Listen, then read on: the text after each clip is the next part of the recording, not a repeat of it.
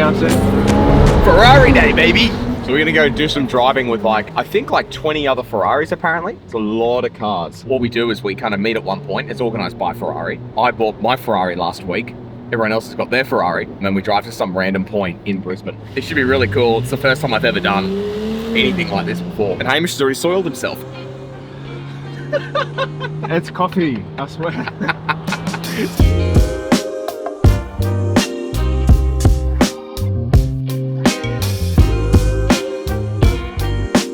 So we've got $3 million worth of Ferraris. We've got a Purosangue, which is the SUV, which is 1.2 million. We've got a car, I think a California, I think they're called. Whatever, $500,000. We've got a couple up here. Never done anything like this in my life before. Everyone here obviously has a Ferrari. So to meet people who are part of the owners club, who are also buying Ferraris, figuring out what they're doing, how they make their money, what's behind their success, for me is actually kind of what I get most out of it. Ferrari, Ferrari, Ferrari, Ferrari. There were 2 more in front. There's 2 more behind us. And apparently there's 70 Ferraris where we're going. Here we go. The best thing is too, I think I'm actually faster than most of them because we've got 800 horsepower. Mine's I think a V6. Some of them are V8s, but the power on this thing is unbelievable.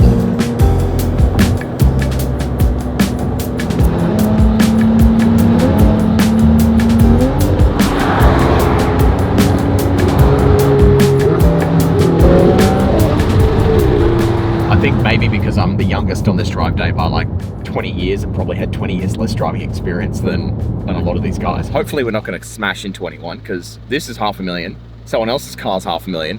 Someone else's car's $500,000. So you could probably create some pretty meaningful damage pretty quickly.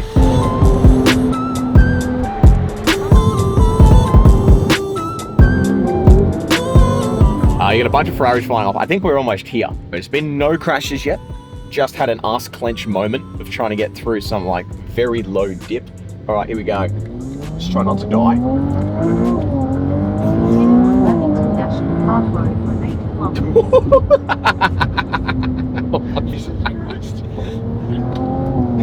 Guy behind us in the red Ferrari is his name's Lester. Lester and I have known each other for just over a year now. He's 22, same age as me, and he's also got a red Ferrari, and we picked mine up with his.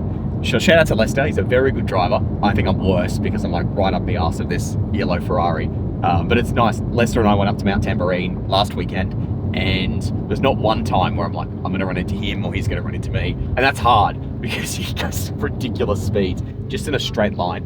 The control you feel you have just by how it puts the power down is extremely impressive compared to other cars that I've driven. This is definitely the best car I've ever driven, best car I've ever bought, and the fact that I own it, oh no, dude.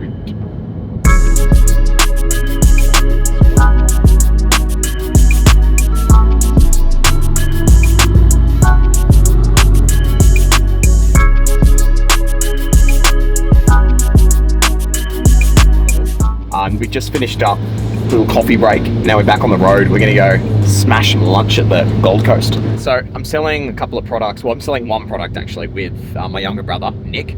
Nick is 20, I'm 22. He's actually very smart because he's also a rugby player and he's twice my size. We kind of placed this bet that said, well, we give ourselves 3 weeks. Whoever makes the most revenue will get the other, for Mick, it was Nick could drive my Ferrari and my Range Rover for the weekend, and he can also have my apartment for the weekend.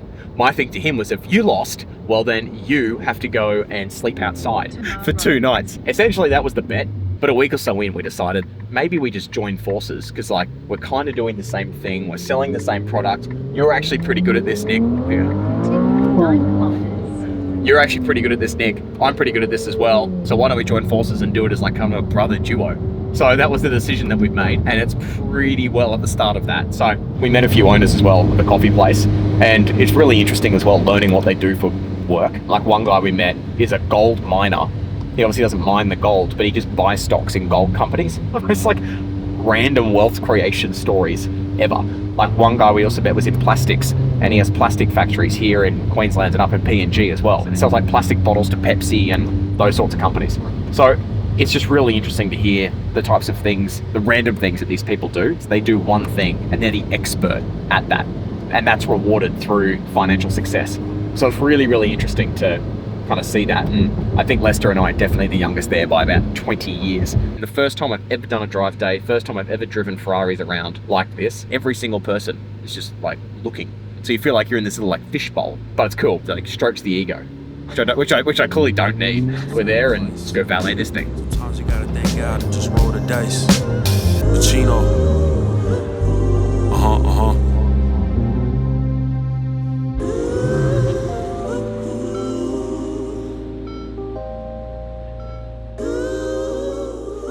Well, we're going to go back to China. The reason we're going is, first of all, the Canton Fair is on. And for anyone who doesn't know the Canton Fair, you should Google it. Long story short, I think it's the biggest expo in the entire world of like suppliers selling a range of different products. Everything is sold at the Canton Fair, and there's 3 main stages. Consumer goods is the main thing that we're going for. So you could say your everyday household products, consumer electronics as well.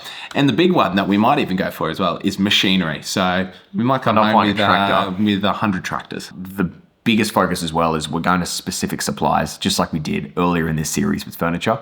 We're going to go to the factories and we're going to go behind the scenes, see how this stuff's made, go and just kind of check out exactly what product we're importing. We want to store it in Australia or the US or China. It makes more sense in the US, but the biggest problem with buying products from China and sending it to the US is now we've got tariffs that are a big issue and there's no duty exemption, but it's lead times. So we're putting money in, we're buying, placing stock potentially. Canton Fair will be interesting.